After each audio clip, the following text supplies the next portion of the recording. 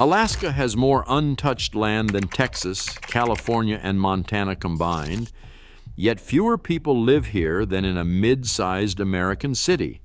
Its vast riches, 40% of the country's water and half the world's glaciers, should be a magnet.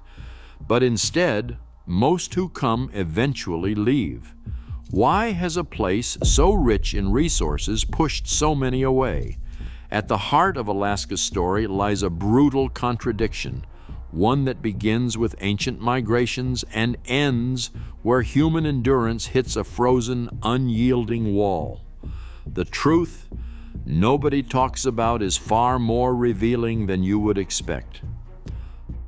Long before maps drew boundaries or explorers named rivers, people crossed into Alaska on foot. Archaeologists trace the first arrivals back at least 15,000 years, when the Bering Land Bridge linked Asia and North America. These early migrations weren't a single wave, but a slow, persistent movement. Families and clans following herds, tracking the seasons, and adapting to a land that never promised comfort. Oral histories passed down through generations recall times when mammoths still roamed the valleys and the sea ice stretched farther than the eye could see. In the memories of the Dena'ina, Inupiaq, Yupik, and other Alaska Native peoples, the land is not just a backdrop, but a living ancestor shaping the rhythms of life, the stories, and the skills needed to survive. Recent excavations at sites like Swan Point and Upward Sun River reveal stone tools, hearths, and the remains of ancient campsites, some dating back more than 11,000 years. These weren't fleeting visitors. They were communities that learned to read the sky for weather, to find edible roots beneath snow, and to build shelter against winds that could tear through bone. Before European contact, estimates suggest as many as 40,000 to 100,000 people lived across Alaska's rivers, coasts, and tundra. They built trade routes stretching from the Bering Sea to the interior, exchanging copper, obsidian, and stories. In coastal villages, whalers and fishermen timed their hunts to the pulse of the ice. In the interior, Athabascan families tracked caribou migrations, setting up seasonal camps that moved with the herds. An Alaska Native historian describes this endurance not as a conquest of the land, but as an understanding, a kind of partnership.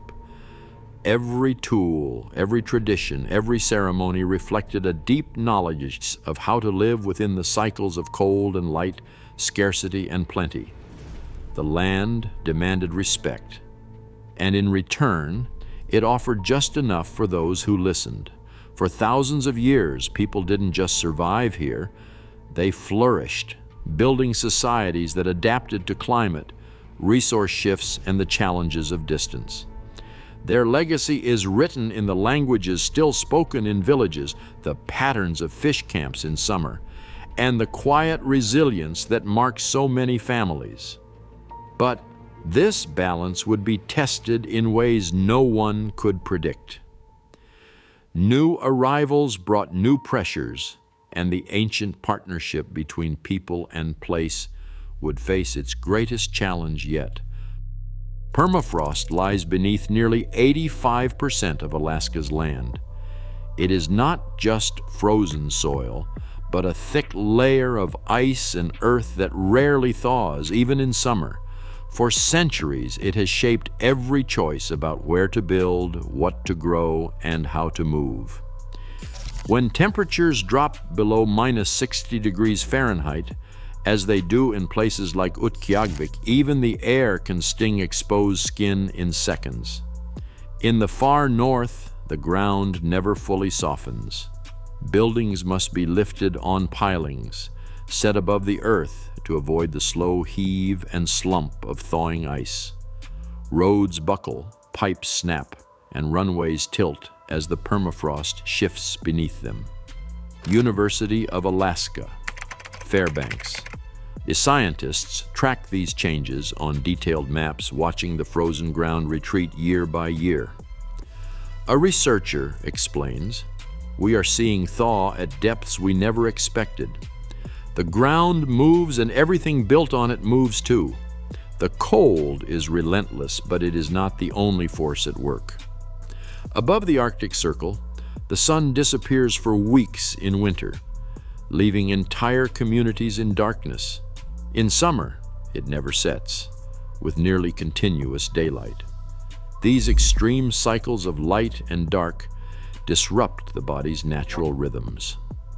Clinical studies in Fairbanks and Utqiagvik reveal that about 9% of residents experience full-blown seasonal affective disorder, almost double the U.S. average. Mild symptoms affect up to 18%. In some villages, winter suicide rates are twice the national average, peaking during the darkest months. One Utqiagvik resident puts it simply: polar night hits like a wall, cannot sleep, cannot focus. The effects reach beyond mood. Sleep patterns fracture. Children struggle to concentrate in school. Adults find it harder to keep regular work hours or maintain routines. Health clinics in the north report higher rates of depression and anxiety during the winter, and light therapy lamps line the shelves of local stores. The disruption is not just psychological, it shapes daily life, community gatherings, and even the timing of subsistence hunts and fishing trips. Every attempt to build or settle in Alaska must reckon with these realities. The ground itself is unstable. The air can kill. The light, or lack of it, seeps into every corner of life. As one scientist at the University of Alaska Fairbanks puts it, you do not conquer permafrost. You work around it or you pay the price. These physical barriers are not theoretical. They are absolute, setting hard limits on what is possible, no matter how much ambition or technology is brought to bear. Alaska's road system stretches just over 17,000 miles across a state twice the size of Texas. That figure sounds large until it is measured against the vastness it is meant to cross. Most of these roads hug the population centers in the south, and beyond them the map thins out to a web of gravel, ice, and seasonal tracks. In many regions, there are no roads at all. Entire towns depend on barges, ferries, or bush planes to bring in everything from groceries to building supplies. Freight costs can run 2 to 5 times higher than in the lower 48, and in winter, when rivers freeze and storms close runways, those links become even more fragile. Maintaining what exists is a constant struggle against the ground itself. Permafrost, the frozen earth beneath 85% of Alaska, is not a stable foundation. When it thaws, the surface buckles and collapses. The Alaska Department of Transportation and Public Facilities logs thousands of repair orders each year, with some stretches of road, like the Dalton Highway, requiring near constant attention. In 1999, a sudden thaw forced the Dalton to close for weeks, as crews scrambled to shore up the roadbed with gravel berms and install thermosiphons, steel tubes that draw heat away from the ground. In some places, the pavement shifted by as much as 3 feet. Oil convoys sat idle, and the cost of repairs soared into the millions. Department records show that rural highway maintenance in Alaska can cost between $500,000 and $1 million per mile each year, 5 to 10 times the cost of similar roads in milder climates. Specialized equipment, imported materials, and the need to airlift crews into remote sites all add to the bill. Even the Alaska Highway, a lifeline since World War II, demands constant resurfacing and reinforcement just to keep it passable. Engineers describe the work as a race against time and temperature. Every spring brings a new round of cracks and sinkholes, and every winter brings a new set of challenges. For residents and builders, these realities translate into a relentless financial drag. The price of a bag of cement or a carton of eggs reflects the journey it has taken, by sea, by air, over roads that might not exist next year. The cost of constructing a school or a clinic can be double or triple the national average, and maintenance never ends. As one department engineer puts it, in Alaska, you don't just build a road, you fight to keep it alive.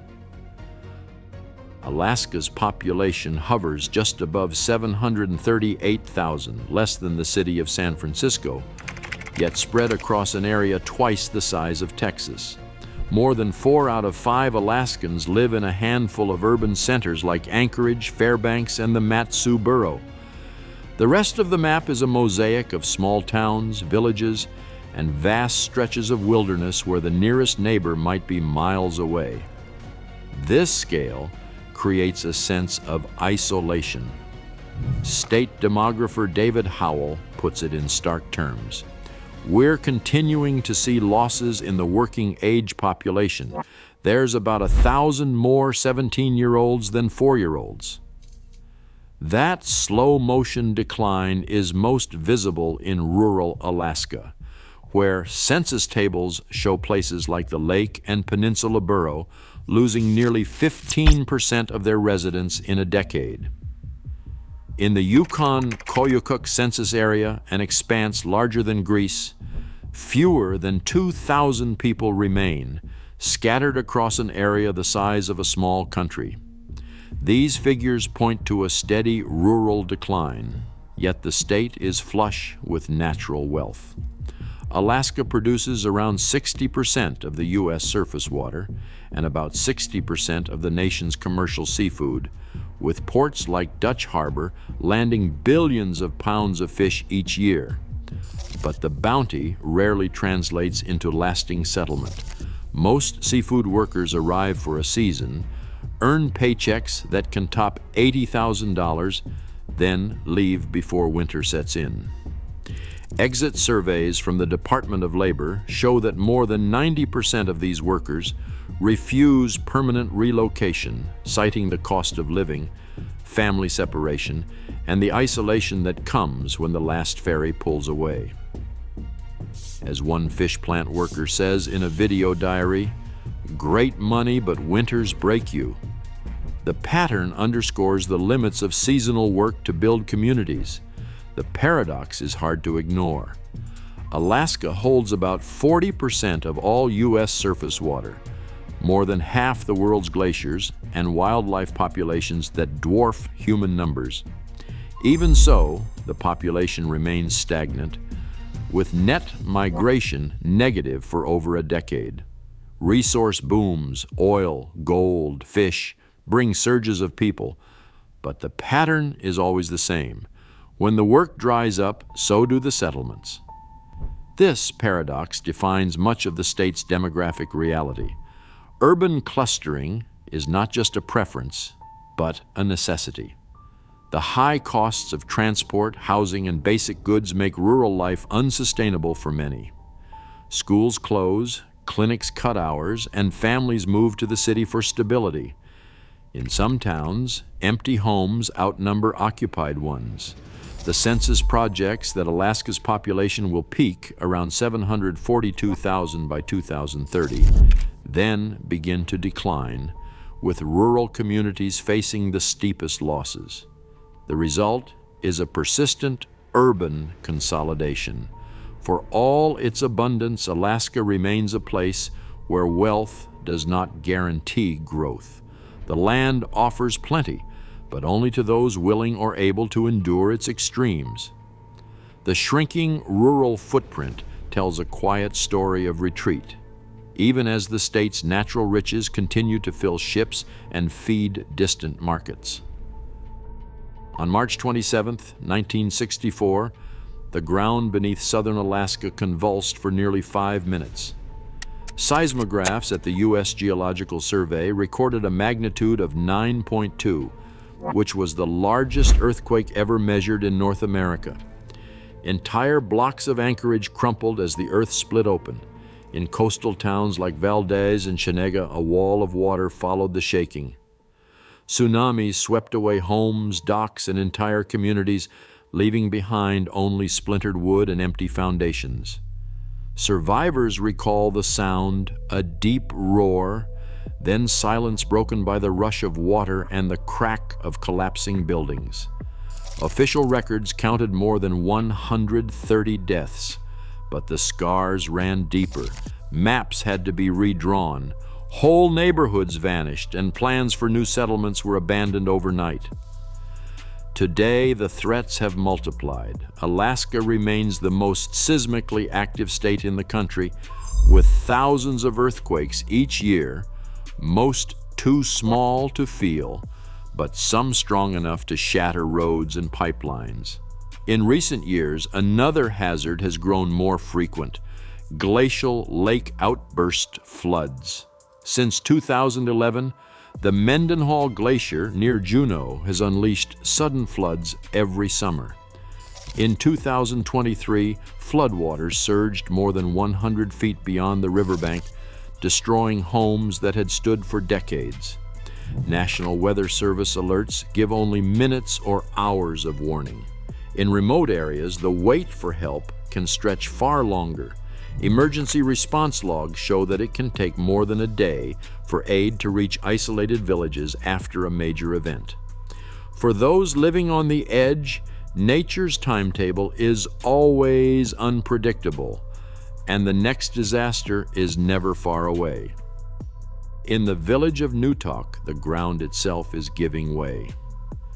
Erosion and permafrost have swallowed homes, split boardwalks, and turned once solid earth into shifting mud. For years, the Newtok Traditional Council kept careful records, meeting minutes, appeals to state officials, letters to Congress, all tracing a slow-motion disaster. By 2003, the decision was final. Newtok would have to move. The cost of relocation, estimated by the U.S. Army Corps of Engineers, climbed into the hundreds of millions. Federal grants arrived in pieces, never enough at once. The council faced impossible choices. Houses had to be left behind. The village cemetery, perched on eroding banks, could not be moved. Graves were left as the river crept closer. A spokesperson for the council described the pain in stark terms. "We're not just losing our homes, we're losing our history, our ancestors, our way of life." Families packed what they could and made the journey to Murtarvik, a new site upriver. But the move brought its own burdens, unfinished homes, scattered relatives, and the daily reality of rebuilding from scratch. Tribal records show the relocation is still unfinished, more than 2 decades after the first vote. In the council's own words, the cost is measured not just in dollars, but in the stories and memories left behind. Throughout the 20th century, federal planners faced a decision whether to invest in Alaska as a place for people or as a platform for power. Declassified documents from the Alaska Command show a clear pattern. Military priorities dictated the shape of modern Alaska. Radar stations, airfields, and missile defense sites were mapped across the vast interior. In the 1950s and the 1960s, as Cold War tensions with the Soviet Union escalated, funding poured into strategic infrastructure. Air bases like Elmendorf and Eielson were expanded, while the distant early warning line, hundreds of radar stations stretching across the Arctic, was built to detect incoming bombers. Civilian roads and housing, by contrast, lagged far behind. Internal memos reveal that proposals for new highways or rural development were often set aside in favor of projects that served national defense. Restricted zones cut off indigenous lands, and entire communities were relocated or fenced out. An analyst with decades of experience in Arctic policy puts it this way: Alaska's infrastructure map is a military blueprint first, a civilian network second. Every major investment, airstrips, ports, even sections of the Alaska Highway was justified by defense, not settlement. The trade-off is unmistakable. Security and deterrence have shaped Alaska's growth more than any vision of mass migration or civilian expansion. For every mile of road built for residents, there are airstrips and radar domes built to serve a strategic mission. The result is a state where the logic of defense outweighs the logic of settlement, where the needs of the many are often measured against the priorities of the few who decide what is worth defending. Alaska's vastness remains a rare frontier where nature, not human ambition, sets the limits. Even as technology advances, permafrost, isolation, and rising costs still define who can call this place home. Its riches shape global markets and military strategy, yet its emptiness is a warning. Not every landscape can or should be tamed. The wild endures, whether we stay or go. Share your thoughts below.